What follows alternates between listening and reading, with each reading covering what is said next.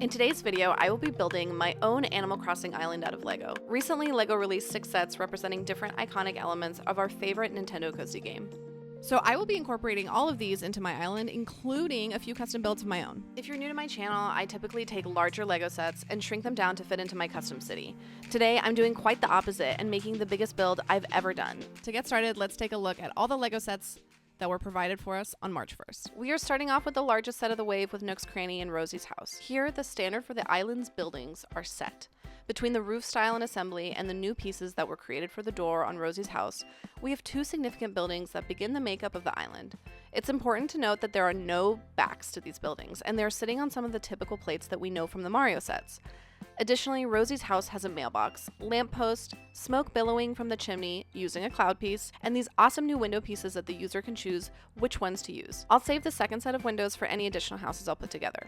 Next up, we have Julian's birthday party. This is a playset that includes a springtime tree, another lamppost, Julian, of course, and a few items that can be used as our decorative elements for the island. Bunny's outdoor activities includes a campsite, 2 types of trees, and our first look at the topography style that the sets have created.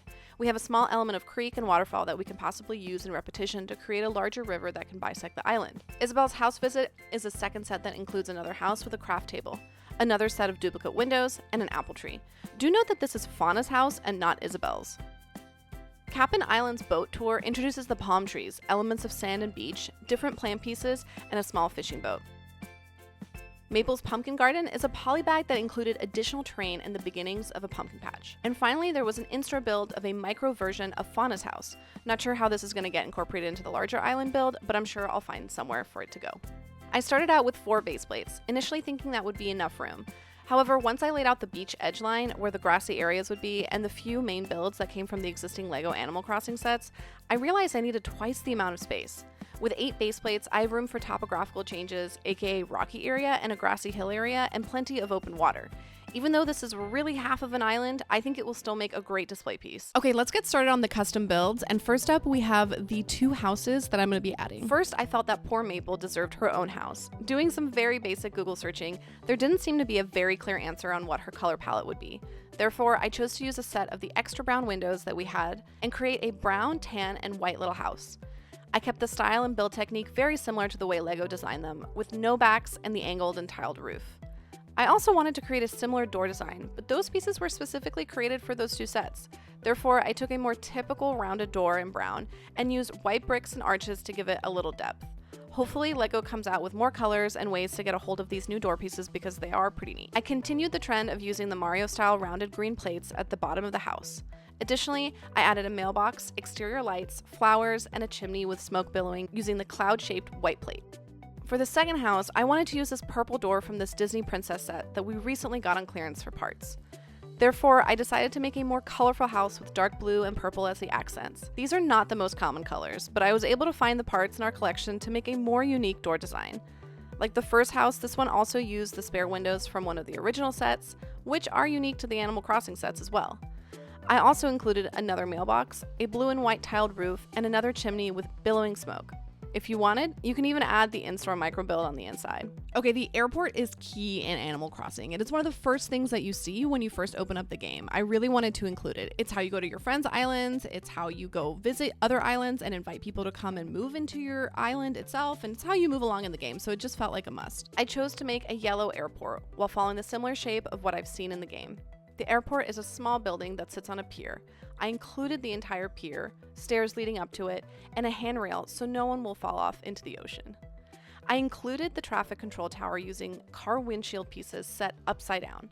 The yellow siding on the airport was achieved using tiles set over the snot bricks. The most complicated part for me was the angle of the door and incorporating the floodlights above the door. The seaplane was a modification to the seaplane that recently came out in the Donkey Kong sets. The rounded cartoon features of the plane seems like the perfect base for slight edits to be made.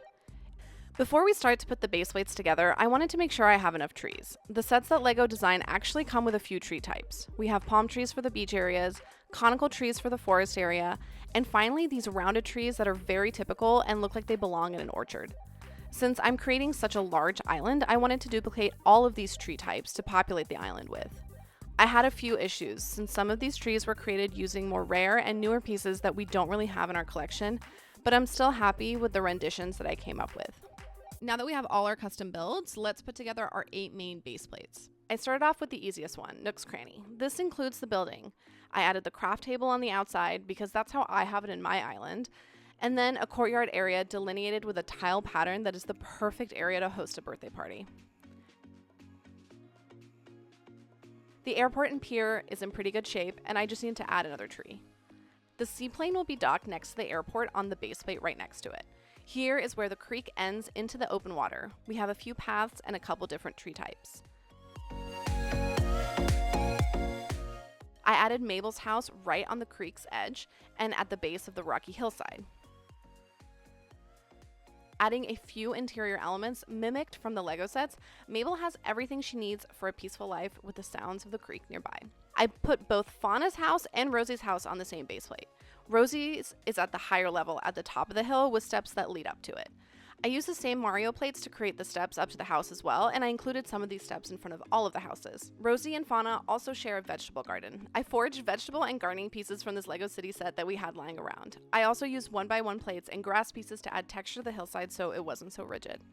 The campsite is on the beach and on a base plate that is mostly water. You can easily see here how I overlap some of the translucent blue tiles with the tan plates to give a more realistic look to the beach.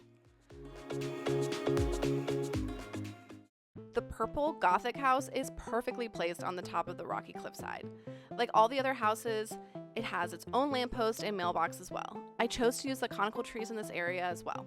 It's really moody and perfect for the color scheme. You can really see here how I use Duplo pieces to create the major changes in elevation and height of the cliffside. Duplo is an easy solution to get larger mass and height using less bricks since it works perfectly with other Lego bricks.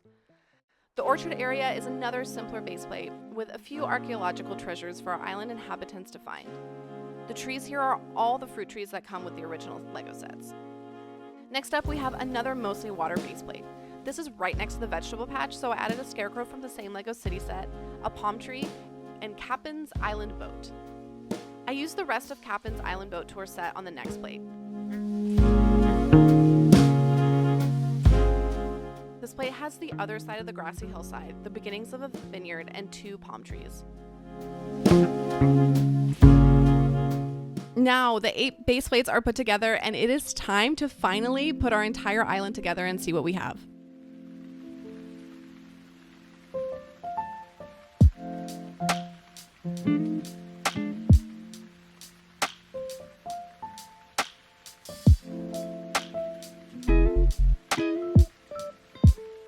Tiling the entire ocean area was a large undertaking, and I was grateful that we found these 1x2 translucent tile pieces on the pab wall ages ago.